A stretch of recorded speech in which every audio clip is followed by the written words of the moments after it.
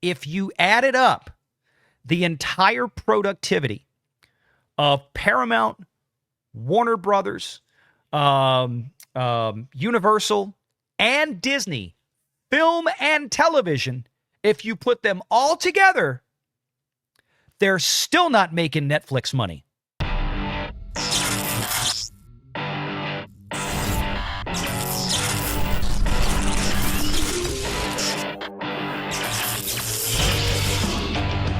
Renegade Online. I'm bringing this up as a point. We just finished talking about Captain Falcon. It's going to finish up. The chat has spoken with about $400 million of global box office. Roughly, if you just do some quick math, assuming it's $18 a ticket for a PLF screening right now where I'm at, and I don't live in a major metropolitan, super expensive area, that's probably $25 in New York or LA. Regular tickets are still, if you're a kid, $11. An adult, it's $14. Okay, probably somewhere in the order of about 30 million to maybe 32 million people around the world bought a ticket to go watch Captain Falcon DEI in the last month and a week, 5 weeks, whatever it's been. About 30 million, right? At $12, $13 a ticket, puts it at about $400 million, averaging out. The funny thing is that this weekend on Netflix, we don't have the numbers yet, but we probably will, I think, tomorrow or Tuesday. I guarantee you right now, probably twice as many people watched Anthony Mackie in this movie, The Electric State, just to give you an idea of how not good things are going for Disney. But according to Zack Snyder, it'd have been $1 billion film now. Something, I guess, for his, whatever his movie. It would have sold millions of tickets. Yeah. Well, need more Pedro Pascal. Well, that's why it would have sold so many tickets, Pedro. Yep. And here's the thing. Netflix is the only company that this works for. Disney can't do it. Hulu can't do it. Paramount, Peacock, even Amazon Prime, I think to a large extent probably can't do it, although they probably have a better reach than most. This works for Netflix. It doesn't work anywhere else. And as far as the critics go, people go, this is what we were talking about earlier, people go to Netflix to surf. And yet people are asking, wait, Anthony Mackie was in this? Yes, actually he was. Anthony Mackie was the voice of Herman, the little robot that was Chris Pratt's sidekick. That's Anthony Mackie. By the way, guess who was the body actor for the little robot? The same Martin Kleba. Martin Kleba. Oh, yeah. It's Grumpy.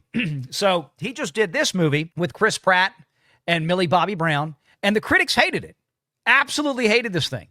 Okay? 7% top critic score. 7%. What does it do? Does it praise Trump? How do you even get to this kind of a number? I have no idea. I watched it last night. I didn't think it was the best thing in the world, but I thought it was kind of charming. And Renegade Jr., he liked it. He really liked it. We know that they hate Chris Pratt these days.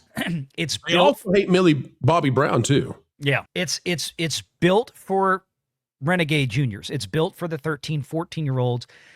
They're like, oh, it's a hodgepodge of a bunch of different concepts and movies and all this kind of stuff, and they just didn't really work. I'm like, look, it was a simple movie. It was a lot of fun. You had Woody Harrelson in this thing, Alan Tudyk, Jason Alexander, George from Seinfeld. Jason Alexander was in it. You had Stanley Tucci in it. I tell you, when you look down, it was a hell of a cast in this movie, and I cannot believe they spent $320 million on this movie. I say, well, that's what Netflix paid for the Russo brothers to do it. You know, Endgame and Infinity War, the Russo brothers from Marvel, who are working on the new Marvel Avengers movies right now. They did this. Netflix hired them to do this and their production company to do this and paid them $320 million. I doubt the Russo brothers actually spent all $320 million on this movie. In fact, they probably... Oh, no. They spent less than $200 on this movie. Probably half of that. And I've come to learn that's about the average. Yeah. Pretty much whatever we find out about these streaming films, and even most movies for that matter, if there's a big production company involved, the cost of doing business with them is basically half. That's it. Because if you are the Russo brothers and you've got, hey, we've got 2 movies alone that did over $5 billion in the global box office. So what do you think we're worth? Netflix is going to pay the bill. They're going to pay the freight. So in this case, they wanted a turnkey product that Netflix, hey, we're going to give you money. You're going to make a work for hire. We are going to own it forever and have the rights to it in perpetuity. No more money is ever due to you, because Netflix doesn't like to do the residual stuff, and I don't blame them. So Netflix gives them a big upfront check. Make us a big movie. Make us a movie that's going to kind of give us some little bit of 80s nostalgia and early 90s nostalgia, make it for, something that kids can enjoy. It's PG-13, but I think it's PG-13 just because of I don't want to call it violence. There's just scenes of robots and people shooting at each other, but there's no real gore. It was a fun movie. It's right at 2 hours. It's right at 2 hours. What's that? I agree with that gap, Valiant. I mean, I know that sometimes there's a major gap between what critics and audiences believe, but my gosh, 14% compared to 75%, that's huge. That's a massive gap. Now, granted, it's still got the golden popcorn for the audience. It just came out on Friday, so Netflix has not yet updated, and I'm waiting for it here. But here's my point. Like I said when I brought this up, you look at the biggest Red Notice, which wasn't that great, but just to kind of show you the power of Netflix, 230 million views. If that was in a box office, right? That's about a $4 billion box office by comparison. And for any other streamer, it kind of doesn't matter because they're not turning a profit on streaming. But when you're Netflix and you're the biggest kid on the block, kids, remember that Netflix's profit margin is now roughly 25%, which is obscene. They've got $40 billion a year that they just closed out their last fiscal year, $40 billion a year in gross revenues and $10 billion in operating income, profit. Okay, that's the first stop on the profit measurement is operating income, $10 billion.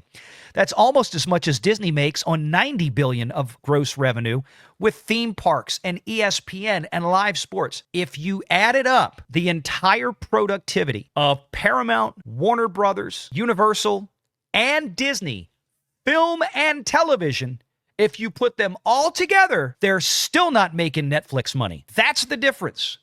And, for a movie like this that we just talked about, Anthony Mackie, everybody's talking about, Captain Falcon, going to lose a bunch of money. For Netflix, they're still going to have a 25% profit margin for the year, maybe pushing up to 30% profit margin for the year. And this movie this weekend is going to have way more than 30 million global views. Way more. And just to kind of show you, I'd love to see some of these things come out in theaters. It'd be a big help for them. But if we look here, just in the last week, just to kind of show you, just go to, because we don't have the new week yet. We'll have it hopefully tomorrow. Plankton the movie, 14 million views, and that was only the first 3 days. That was the opening weekend last weekend for the SpongeBob movie that's exclusive to Netflix. 14 million views. So you probably get to this weekend, and it's going to be 50. I'm sitting here scratching my head because I could have sworn that Dana Walden told the folks at Morgan Stanley that half of the content in the top 10 or 20 streaming stuff is Disney. And here you are telling me that Netflix is doing things that the House of Mouse simply can't? Well, she said half of the top performing shows. If you go back and you read what she actually said, it's actually kind of confusing. It could be interpreted a number of ways because I could not figure out how she came to the conclusion that 5 out of the top 10 streaming shows of the year or whatever she's using as a metric were between Disney Plus and Hulu and even ESPN Plus. Now, if you're throwing in live sports on ESPN, but the problem is I think she specifically referenced streaming. I don't see how that makes sense. So like I said, I'm real curious to see what kind of funny business Disney comes up with on Thursday at the annual shareholder meeting. I'm sure it's going to be a hoot. Make sure you're subscribed to Valiant Renegade and join us every Sunday at 6 p.m. Eastern for the live show.